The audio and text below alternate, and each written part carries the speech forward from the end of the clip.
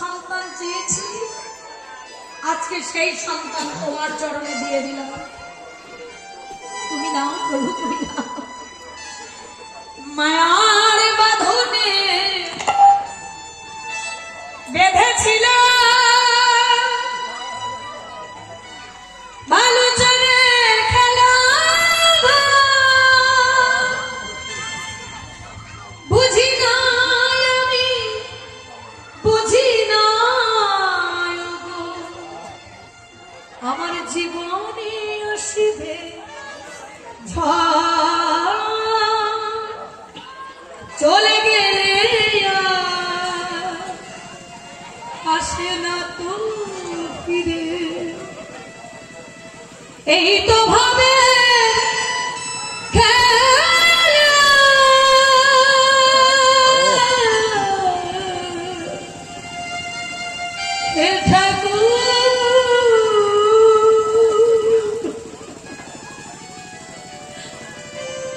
মহাপ্রভু মরা ছেলের অঙ্গে স্পর্শ করে বলছে, এই খোকা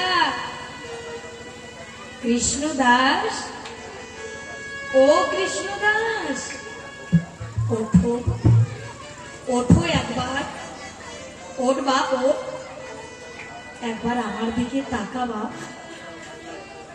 মহাপ্রভু যেই না স্পর্শ করেছে, কৃষ্ণ দাসের ভেতরে আবার প্রাণ সঞ্চার হলো। হরি বল।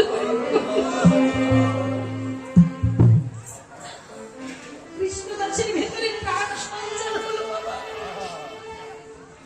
কৃষ্ণ দাস নয়ন ভরে আমার গম্ভীরের দিকে তাকিয়ে আছে। প্রভু, তুমি আমাকে ডাকছো? এই অসময়ে অবেলায় কোথায় চলেছিস? আর তোকে হারিয়ে তোর বাবা তোর মা কিভাবে কাঁদছে একবার চেয়ে দেয়। একবার বাবার দিকে তাকায়, একবার মায়ের দিকে তাকাও। কৃষ্ণদাস মহাপ্রভুকে হাত জোড় করে বলছে, প্রভু তুমি তোমাদের রঙ্গমঞ্চে অভিনয় করতে পাঠিয়েছ,